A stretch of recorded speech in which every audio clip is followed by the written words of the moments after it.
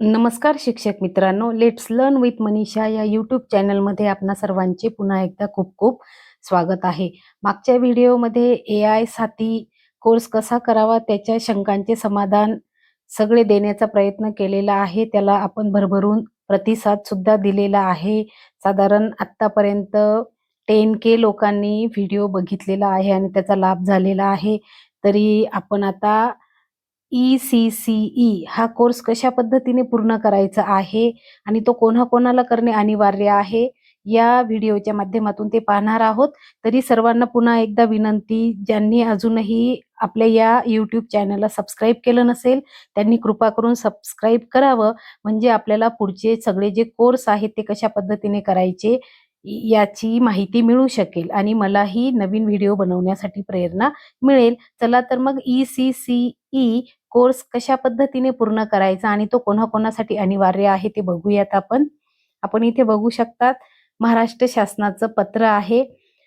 दीक्षा पोर्टलवर निष्ठा early childhood care and education ECC हा ऑनलाईन कोर्स लाभार्थ्यांनी पूर्ण करण्यासाठी आवश्यक कार्यवाही करण्याबाबत. आता हा जो कोर्स आहे तर तो 15 तासांचा असून तो अभ्यासक्रम जो प्राथमिक शिक्षण देण्यासाठी पायाभूत ज्ञान आणि व्यावहारिक कौशल्य प्रदान करतो. तो बालकांच्या सर्वांगीण विकासासाठी आवश्यक आहे, म्हणून हा कोर्स आपल्याला सर्वांना करायचा आहे. बघ कोणाकोणाला करायचा इथं स्पष्ट म्हटलेलं आहे.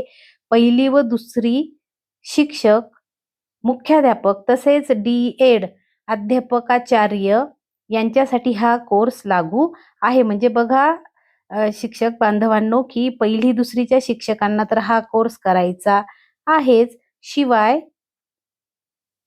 D.एड ज्यांचं झालेलं आहे, म्हणजे जे D.एड स्केलवर आहेत, UGT आहे, त्यांनाही हा कोर्स करणे अनिवार्य आहे आणि मुख्याध्यापकांना सुद्धा हा कोर्स करणे अनिवार्य आहे.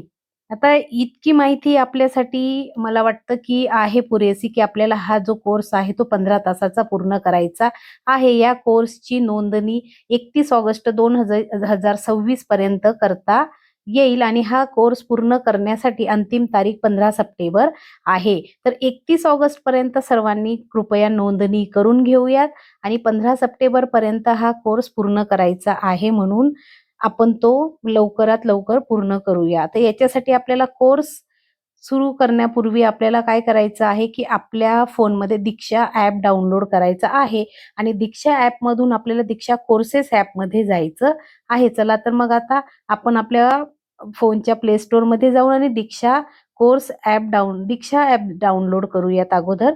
बहुतेक लोकांच्या फोनमध्ये दीक्षा ॲप डाउनलोड असावं, कारण आपण एकाने दीक्षा हे ॲप डाउनलोड केलेलं आहे. तरीही पुन्हा एकदा मी ही प्रोसेस तुम्हाला दाखवत आहे दीक्षा ॲप डाउनलोड करण्याची. बघा, आपण आता इथे समोर दीक्षा NCERT असं आपल्याला दिसतंय, ती इन्स्टॉल करूयात ॲप.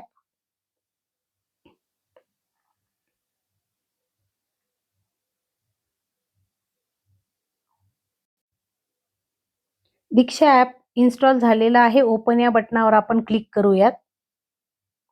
अलाऊ सेटिंग करायच्या आहेत. त्यानंतर आपल्यासमोर अशी स्क्रीन येणार, वेलकम टू दीक्षा. भाषा तुम्हाला जी कम्फर्टेबल असेल ती भाषा निवडून घ्यावीत. बघा इथे आपल्याला मराठी भाषा सुद्धा आहे, तर मराठी भाषा निवडून आपण पुढे जाऊयात.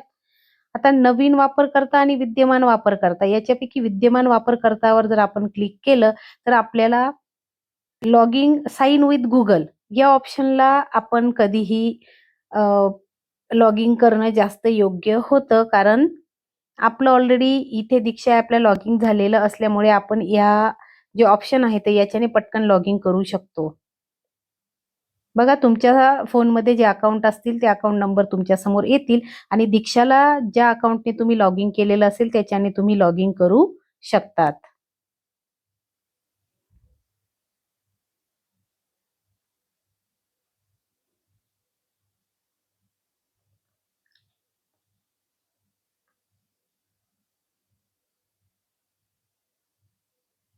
यावेळी सुद्धा तुम्हाला तुमचं प्रोफाईल 100% पूर्ण असणं अनिवार्य आहे.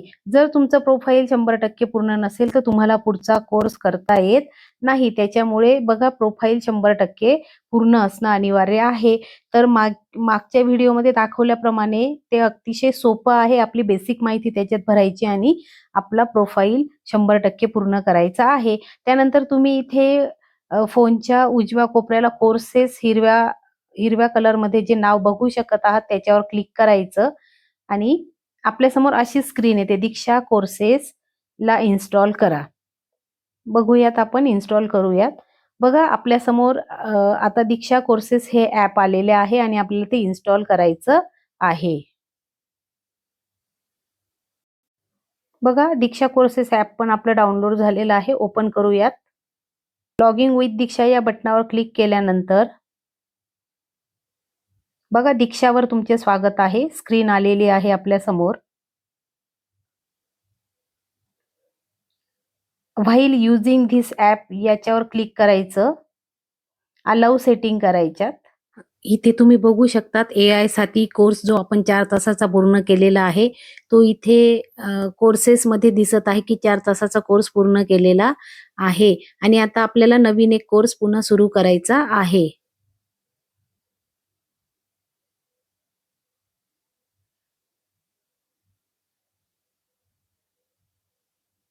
बघा इथे आपण कोर्सचं नाव टाकूया ECCE.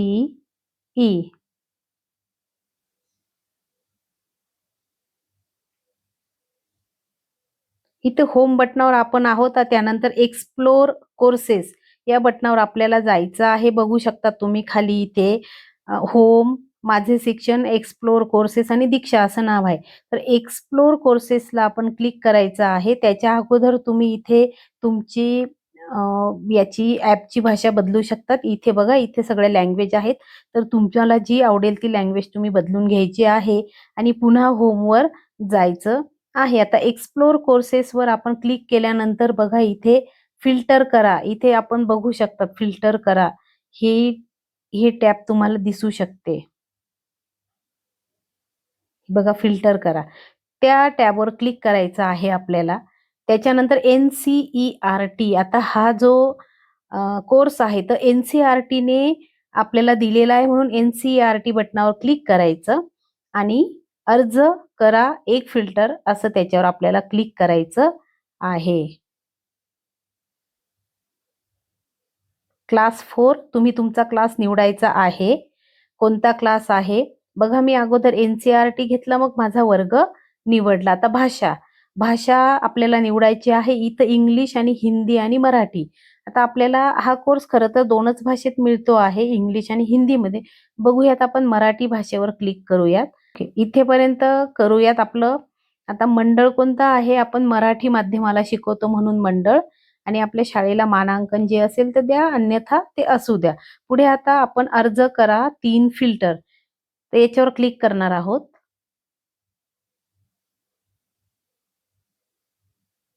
बघा तुम्ही बघू शकतात की येथे आता एनरोल असं आलेलं आहे. प्रारंभ दिनांक 21 एप्रिल, शेवटची तारीख 15 सप्टेंबर आणि एनरोलमेंट डेट 31 ऑगस्ट अशी आलेली आहे. आज आपण इथे एनरोल करून घेणार आहोत कोर्सला. बघा एनरोल नाऊ या बटनावर मी क्लिक केलेलं आहे. यू आर सक्सेसफुली एनरोल असं आलेलं आहे. बघा आपल्या समोर निष्ठा SCE हिंदी असं ही स्क्रीन दिसते आहे. माझा जो कोर्स आहे तो 0% कंप्लीट झालेला दिसत आहे कारण मी आत्ताच लॉगिन केलेलं आहे. बघू याच्यावर क्लिक करूयात आपण. बघा आपल्याला एवढे सगळे मॉड्यूल पूर्ण करायचे आहेत अबाउट द कोर्स. याच्यामध्ये मॉड्यूल 1 मध्ये आपल्याला मागच्यासारखेच इतके सगळे कोर्सेस, निर्देश, मॉड्यूल उद्देश, मॉड्यूल की रूपरेषा हे सगळे मॉड्यूल पूर्ण करायचे आहेत. त्यानंतर मॉड्यूल 2 मध्ये पण उपमॉड्यूल भरपूर आहेत. असा एकूण हा 15 तासाचा कोर्स आपल्याला पूर्ण करायचा आहे. किती मॉड्यूल आहेत? Module 3, module 4, module 5, module 6, module 7 आणि मॉड्यूल 8 मध्ये प्रमाणपत्र आपल्याला मिळणार आहे. अबाउट द कोर्समध्ये इथे आपल्याला दिलेलं आहे की किती मॉड्यूल असणार आहेत आणि शेवटी प्रमाणपत्र असणार आहे. लेसन टॅबवर जर क्लिक केलं तर आपल्याला इथे लेसन सगळे मिळणार आहेत. असाइनमेंट्सवर आपल्याला no new assignments yet stay stern, आपल्याला असाइनमेंट सोडवलं तर इथे दिसणार आहे. आपला स्कोर पण पुढच्या आपल्याला टॅब याच्यामध्ये दिसणार आहे की पहिल्या असाइनमेंट मध्ये किती स्कोर आहे बघा. रचनात्मक आकलन मध्ये किती आहे, रचनात्मक आकलन 2, असे रचनात्मक आकलन 6 आहेत. आणि नंतर आकलन मध्ये शेवटची जी क्विज आहे ती आपल्याला सोडवायची आहे. नंतर कोर्सेस अपडेट आपण अजून केलेलं नाही आहे म्हणून इथे काहीही आलेला नाही. तर या पद्धतीने आपल्याला आता सध्या तर फक्त लॉग इन करून घ्यायचं आहे या व्हिडिओच्या माध्यमातून. पुढच्या व्हिडिओमध्ये आपण बघूयात की कुठलं मॉड्यूल कसं सोडवायचं आहे आणि साधारण प्रश्न कशा पद्धतीने असणार आहेत हे आपण पुढच्या मॉड्यूलमध्ये बघूयात. तर हा व्हिडिओ तुम्हाला महत्त्वपूर्ण वाटला असेल तर नक्कीच या व्हिडिओला सबस्क्राईब करा, व्हिडिओला लाईक करा आणि तुमच्या काही शंका असतील तर तुम्ही या चॅट बॉक्समध्ये विचारा. तसंच मी व्हिडिओच्या डिस्क्रिप्शनमध्ये या कोर्सला डाउनलोड करण्याची लिंक टाकत आहे. ज्याचं ॲपमध्ये डाउनलोड झाला नाही कोर्स त्यांनी त्या लिंकवर जाऊन आणि डाउनलोड करायचं आहे. धन्यवाद.